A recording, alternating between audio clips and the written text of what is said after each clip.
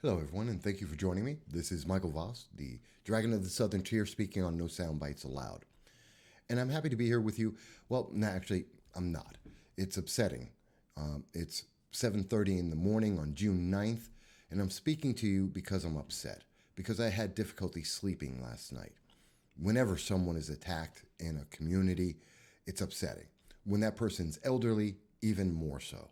When it's being justified by an elected official, even worse. And that needs to be talked about because we're not seeing news media follow the story. We're not seeing them tell people the full context of the story to make sure that people understand what an atrocity is, what a horrible thing is happening in our community and communities across the nation.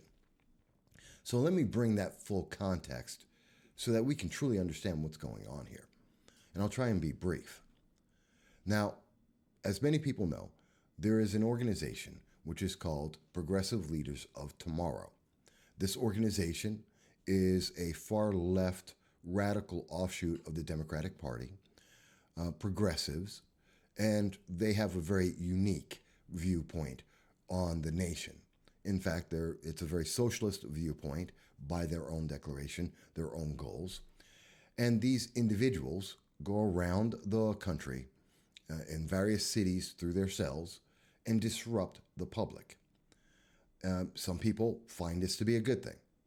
And if they do, that's fine by you, but it is not universally seen that way. Most recently, one of the more recent things that this organization has done in the city of Binghamton is on Columbus Day, as reported by Fox 40, they broke up, they disrupted, they stopped a parade in the city of Binghamton. And several of the plot members, including an individual named Messiah Andrews, were arrested because they were upset about the ICE detention, the illegal immigrant services that exist. Okay, that's not quite their right. They do have a right to protest, but again, their protest went and became violent. They intimidated children. They hijacked a parade. That's wrong. And then they were arrested for that. They were arrested for disturbing the peace, as they should be. Be that as it may.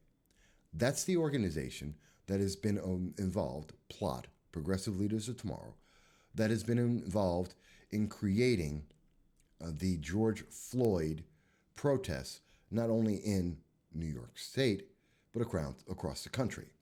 And we all agree, George Floyd, what happened to him was a horrible thing, a terrible incident. And the police officers that were involved in that brutality need to be brought to justice to the fullest extent of the law. And they are being. They have all been arrested, and we expect that they're going to go through the justice system and they will be punished severely, as they should be, for what they did. And that is something that is accepted and agreed upon, to my knowledge, across the entire country. No one is arguing whether or not the police officers that killed George Floyd should be prosecuted. They are, and everyone agrees on that. And protests sprung up across the nation in sympathy and in empathy with George Floyd and his family about his murder. And that is a good thing. Protests are a good thing. They're expression of the First Amendment, and we applaud that as there is peaceful protest. But that isn't always what happens. Just like in the Columbus Day parade incident where PLOT hijacked it and introduced violence through intimidation, we see that across the nation, as we have seen in many cities, in Minneapolis, in LA, New York, even overseas in London, we have seen that following these protests, which are peaceful, there has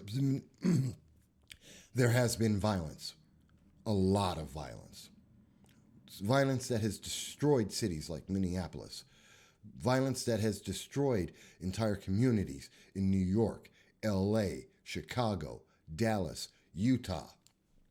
And that should be condemned.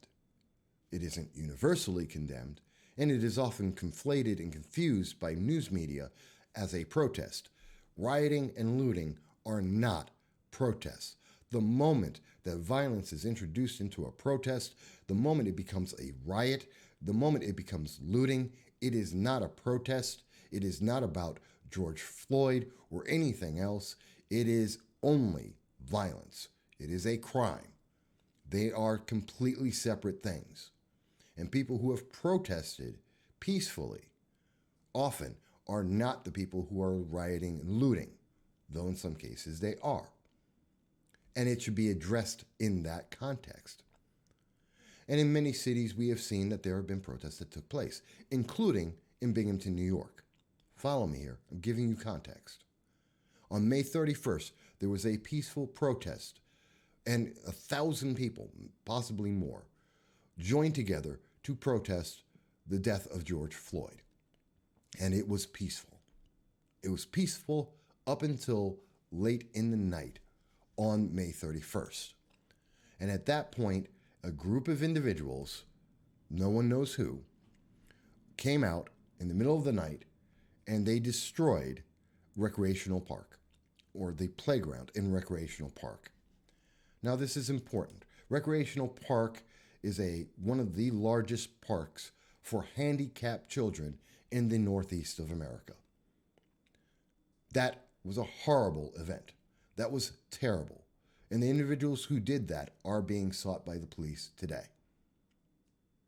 No one should burn down a playground for children, let alone handicapped children. There's no reason for that, other than intimidation, other than to try and put fear into people's hearts. Whether they are the protesters who support George Floyd or whether they were some other random group, they should be denounced and have been. But there's question on who did it. And there are people who have questioned the motivations of groups like Progressive Leaders of Tomorrow, who have been known to cause difficulties and to, as we have mentioned, get arrested for some of their actions. One of the individuals who did, in fact, protest plot and some of its many activities is this gentleman who is John Solak. John Solak, in this picture, is younger, but he is about 70 years old. John is an outspoken activist. I personally know him. He has been very active in the community, trying to highlight many issues. Some people like him, some people don't. That's up to the individual. Be that as it may, John is actively tweeting and following what goes on in government. And he follows Progressive Leaders of Tomorrow. He does not like that organization. He has made several comments equating Progressive Leaders of Tomorrow as thugs. Now, whether you agree with that statement or not, it is an expression of the First Amendment. It is not racism to call someone a thug. It is not racist to attack an organization you don't believe in. That is a First Amendment right. John used his First Amendment rights. And in doing so, he brought the ire of Progressive Leaders of Tomorrow against him. And this is where it comes together. What happened was that John was out, and on June 7th, the 5th Progressive Leaders of Tomorrow event, the 5th protest by plot, effectively a recruitment event at Recreation Park, took place with a small crowd of people. John had been there, and he was videotaping the event, something he does at many events throughout the state. So what happened there? Well, as video evidence has shown, John was attacked. And we're going to play his video of the incident, of what happened. Hey, you stumped the professor. Good for you. Yo, who are you? I'm John. You're John? Hey, what are you doing? You're John? Wait, hold on. We got John right here. Give me his phone back. We got John. He's a racist. Hey, this guy's a racist, man. What are you doing? Don't vote for him.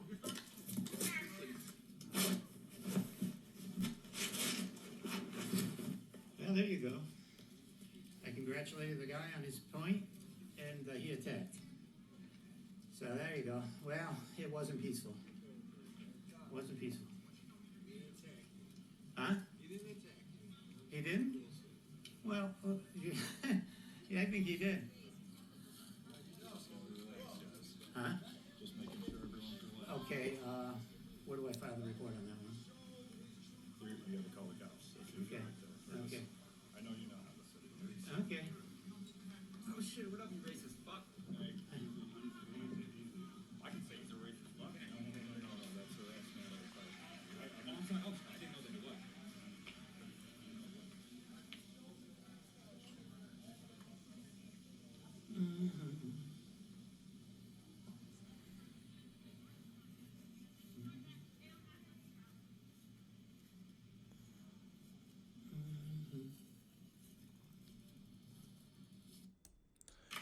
Oh, all right. So I wanted to show that in its fullness.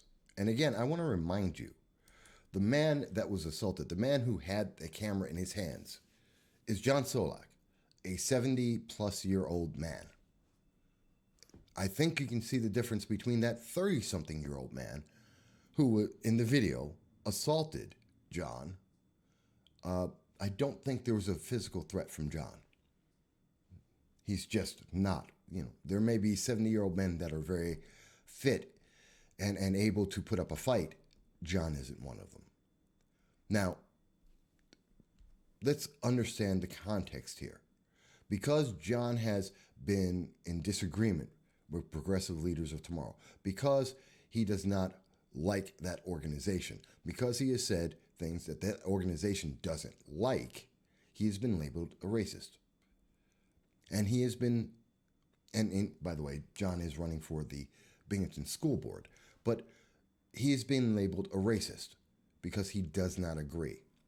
And this organization, some of its members, have been labeled many people racist, including myself, because I do not agree with their political stance. Does that justify the physical assault against a 70-year-old man? Does that justify taking his phone and using it to make racial statements against him, to call him a racist because you don't like what he said, because you don't like tweets he has put out? I think that's absolutely wrong. I think that's incorrect. You don't get to do that. That's not the way the system works. And we need to be aware of it. Now, here's where, and it gets even worse. Besides the fact that a 70-year-old man was assaulted by one of the leading speakers of Progressive Leaders of Tomorrow at their event, the media really didn't pick up on that news story, even though, as you can see in the sent it out to them to make them aware to follow up on this. I also sent it out to a local news talk show. A local news talk show who was speaking with on June 8th, the day after I sent this message to them, and sent a tweet to them. With this video that I'm about to show you, that program had Councilwoman Angela Riley on first thing in the morning and failed to address this issue. And that is aggravating. But let's see why it's aggravating.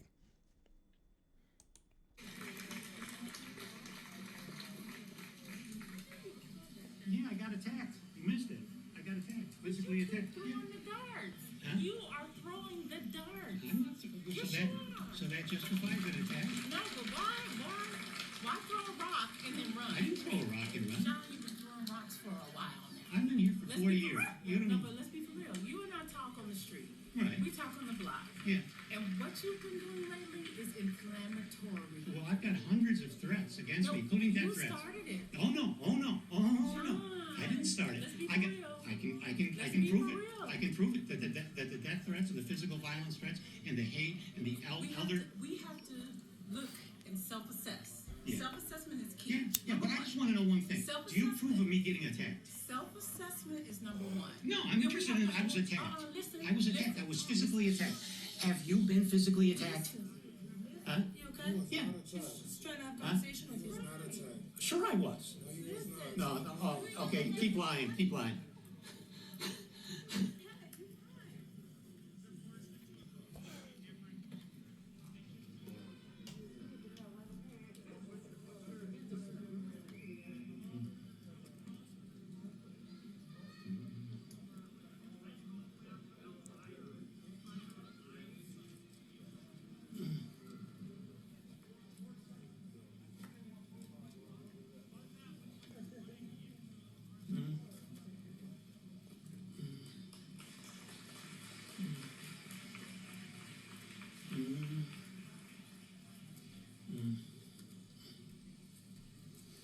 Okay.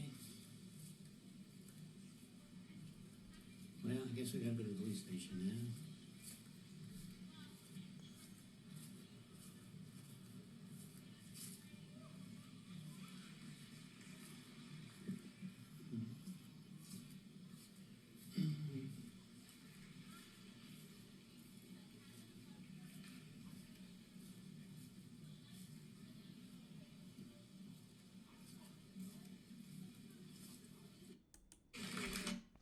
All right, folks.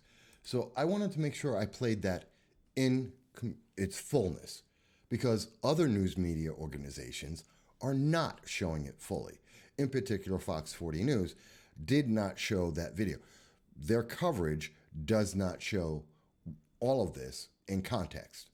They abbreviate parts of it. They cut off some of the most important parts. And I want to be very clear. I think this was absolutely criminal. It was horrible. Not only the attack, but that a councilwoman did not care that an elderly constituent was attacked. When this elderly man, and again, this is a man in his 70s, when this man approached a councilwoman that he knows and said, I have been attacked, her comments were, you brought it on yourself. You've been throwing rocks. I'm sorry, where in the First Amendment does it say, oh, you can say you have the right to free speech, except if someone doesn't like it, except if a councilwoman doesn't like it? Where does it say that? Where does it say you can have free speech, except if some political organization doesn't like it? I don't think that it says that.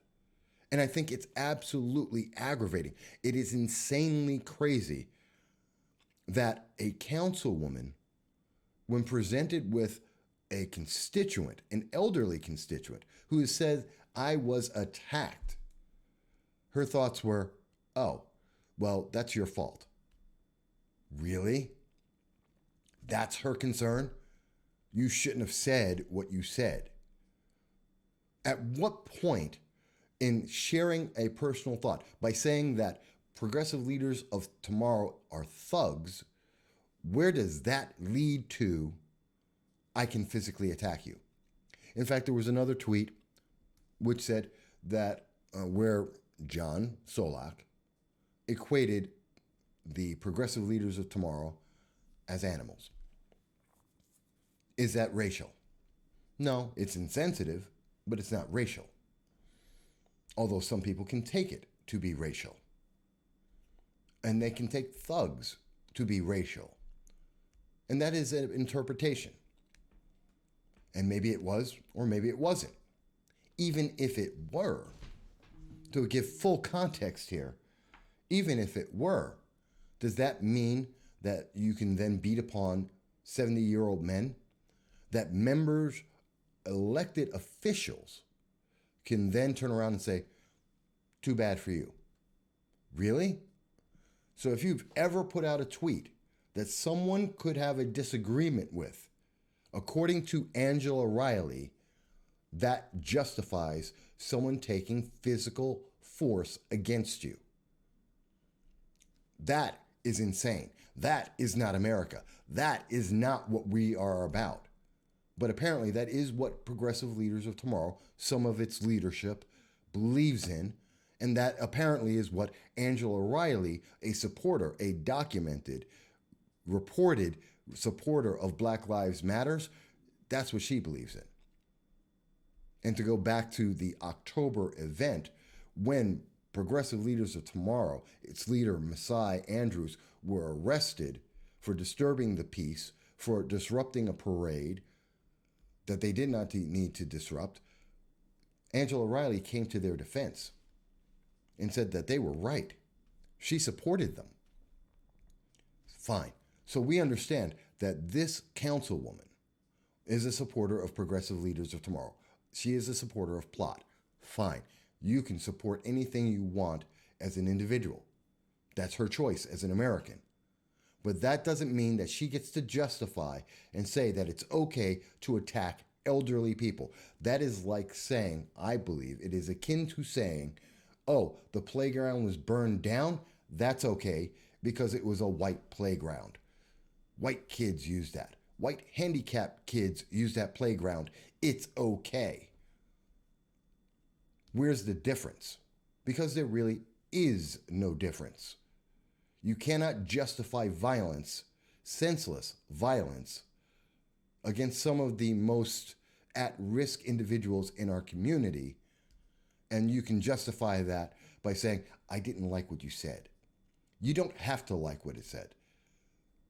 Having the freedom of speech is not a American Idol popularity contest.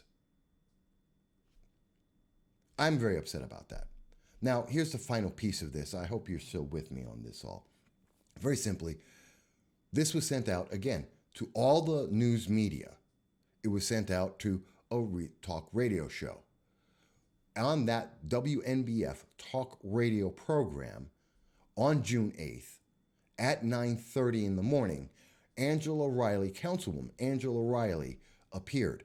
The tweet, as you can see, was sent out June 7th to WNBF. They were notified and shown this very same video showing that Angela Riley, Councilwoman Angela Riley, had zero concern for an attack on an elderly member of her community and would rather justify the violence done to an elderly member of the community because she didn't like what that member said, that person in her community said. You know how many questions she was asked on WNBF? Zero. The issue was not brought up. She was not questioned, not asked about why she would not address that. That is a failure of our media system. That is a failure of WNBF. And most importantly, it's a failure of Councilwoman Angela Riley in picking and choosing her politics over her constituents, in picking her personal preferences over the health and welfare of their community. Not once did she say, are you okay? Not once did she say, do you need help? Not once did she say, I'm sorry to hear that. Zero compassion, zero concern. No, what she was worried about was, you shouldn't talk against Plot. You know what? Yes, I'm going to call that out. That is wrong.